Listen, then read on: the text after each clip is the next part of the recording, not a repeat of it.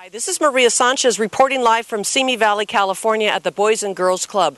Why are we here? Elton Gallagly is meeting with the families of the Metrolink disaster that occurred 2 years ago. Again, that was August 2008, and now it is August 2010, the last day of August, in fact. And KDTV is here because Elton's going to address us shortly, the media, and then we're going to be able to interview the Metrolink families. So that's why we're here, responding to the needs of the community, because KDTV is about Ventura County, by Ventura County, for Ventura County, and we wanted to hear it firsthand, which is why we're here. Thank you for watching KDTV.com. We'll be right back as soon as Elton addresses us. Maria Sanchez, signing off. Hi, this is Maria Sanchez with KDTV.com and the Maria Sanchez Show. We're broadcasting live from Simi Valley, the Boys and Girls Club, where Elton Gallagly has just completed a kind of a roundtable discussion with the folks and families affected by the Metrolink disaster. If you can see, Elton is behind us. There's a bunch of people covering him. And we're going to be able to receive remarks from him, and then if people would like to speak with us, we'll be able to talk with them too. What they're talking about is their stories about the Metrolink disaster, how it affected their families, their lives, their loved ones, because the cap in a trial has been lowered from $600,000 to $200,000, and Elton's trying to introduce legislation that will raise that upward. We will be right back just as soon as we get a chance to speak with Elton. Thank you so much for watching KDTV.com.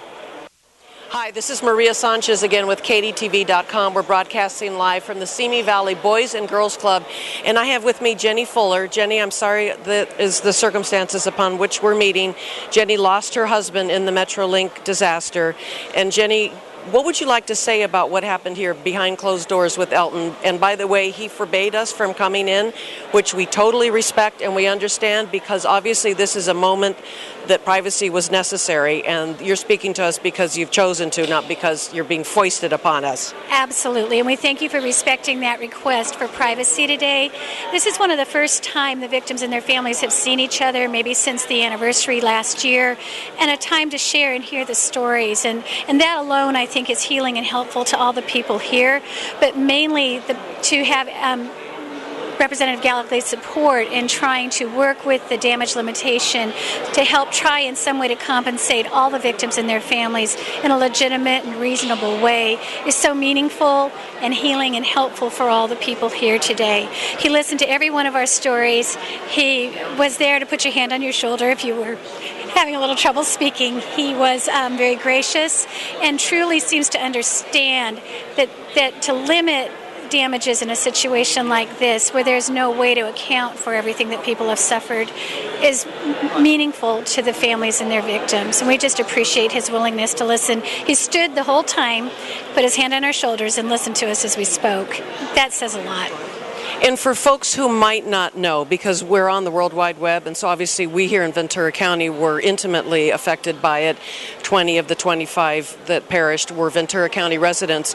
Can you share with our viewers what it is? Is this your husband's, was that his normal routine, was to take Metrolink? Is that how he commuted, or how was it that he was on Metrolink that fateful day? This was Walt's normal way of commuting. He was the air traffic control manager at the Burbank Airport Tower. He was in charge of the tower at the airport. He commuted from Simi to the Burbank Airport and then shuttled over to the tower every day, took the 4:30 train home unless there was something at work that kept him from coming home. And the irony was that he always parked where it was closest for him to walk to the train. So going that morning, he was likely on the third car, and coming home that afternoon, he was on the first car. And he was killed instantly, and we found out about 9 o'clock the next morning that he was on that car. You obviously knew that he was missing from the night before, right? But you didn't know missing meaning still alive or injured, or... That's a fair question. I think that I knew about midnight. In my heart, I knew, but we were notified by the coroner about 9 o'clock the next morning. But there were too many pieces missing. Walt would have called us. He would have found a way to let us know. If he, like we heard over and over today that people assumed that their loved one was helping, and that's why they hadn't heard. We assumed the same thing with Walt. But when we hadn't heard by midnight, and some of the things that were said there at Chatsworth High about midnight, I remember I actually made a phone call to a friend and said, I need you to go out by yourself because we're pretty sure Walt's gone. So we knew in our hearts about midnight, but confirmed it about 9 o'clock the next morning. So when you heard that the crash had occurred, did you instantly go to the Moore Park stop or the Simi stop, or how is it that you ended up at Chatsworth High? I was actually walking with my girlfriend, and when her kids found us to tell us there had been a train crash, I said, Walt's okay, because Walt's always okay. We went home, we saw what was on the news already, started calling Walt, not getting any response. So then we gathered our stuff. My daughter and her son-in-law and a couple others went with us to the high school at that point in time. Then we contacted my daughter that was at Cal Poly San Luis Obispo and my son that was at San Diego State and got them home. And we all met up down at Chatsworth High. And I mentioned to Jenny before we started this interview that I, at that time, 2 years ago, had just started with the American Red Cross. I was the Director of Development and Communications, and in any disaster, the Red Cross responds because we're there to support the folks that are either working the disaster or being affected by the disaster, and this was no exception. And you mentioned, did you have firsthand experience with the American Red Cross at Chatsworth High? They were wonderful. There were more people at Chatsworth High helping than there were people there, I think, who needed help. They responded so quickly and so immediately. There was so much food. There were drinks. People were coming around every few minutes finding out what we needed. It got so late that we actually started getting cold, and there were no blankets. And within 15 minutes of saying my daughter was cold, there were blankets being distributed. I don't know how that all works, but it was an absolute wonderful support through the Red Cross and the other caregivers that came that night. But we were as well cared for there as you could have been under the circumstances. And we affectionately call it, in the Red Cross, it's called canteening, where you provide for food and snacks and water and stuff, because we were there also in support of the firefighters that were responding and that too. But then there's a campaign called Cots and Blankets and Hugs, so that hopefully you got... We didn't need the cots, but we had the blankets and we definitely had the hugs. And in a horrible situation, in the unknowingness, almost everybody there that night, we were in that, all of us that were there were in that state of limbo. At first it was supposed to be a point where people were brought if they were minor injuries and they were going to be cared for. There wasn't any of that. The people there, they were either, their loved one was either dead or they were severely injured and probably already transported. And so it was a very surreal night. Nothing like you could ever imagine, waiting to hear and wandering halls and seeing people with that same glassy look on their face that you had on your face. Hopeful, but knowingly that probably your loved one wasn't going to make it. I was stopped by a reporter in the ladies' room, and she said, would you talk to me? And this was before I knew. And I said, no. And she said, but doesn't the public have a right to know? And I said, wow. I said, not this. Not this, not now. I'm probably going to find out tonight that my husband is dead. And it was just, this isn't the time or the place. But there are times and places for this, and I think this is now the time and the place. We need people who will get behind what needs to be done in this circumstance and try to help. And may I apologize on behalf of a colleague that's unknown, because that was terribly insensitive, and that I know people are always about the story, but the truth is we are human beings first, and compassion should prevail instead of the hard news. I think I understood what her heart was about. It just wasn't the time or the place. Right.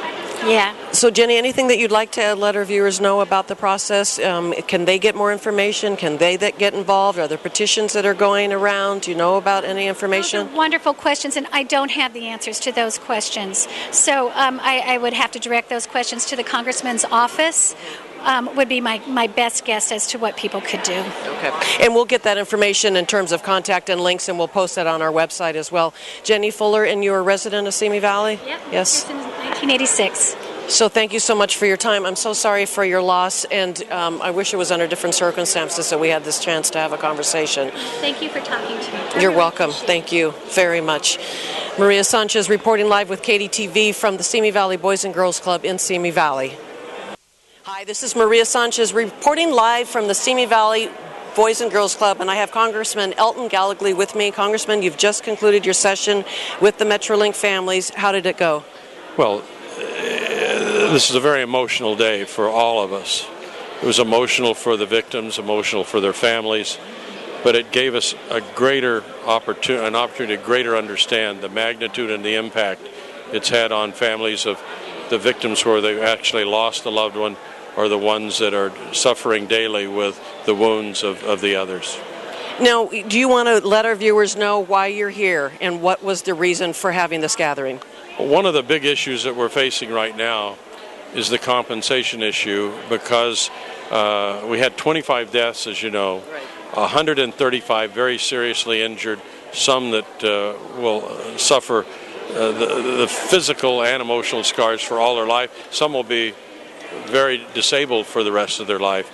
And because of a cap that was put on public transportation or rail transportation in 1997, clearly to most of us that there is not enough in that fund to compensate the people without using a lot of public money, far as general hospitals and county and public money to do this, when there is a private entity that was involved in this and certainly has, I think, a great deal of exposure and has insurance to cover that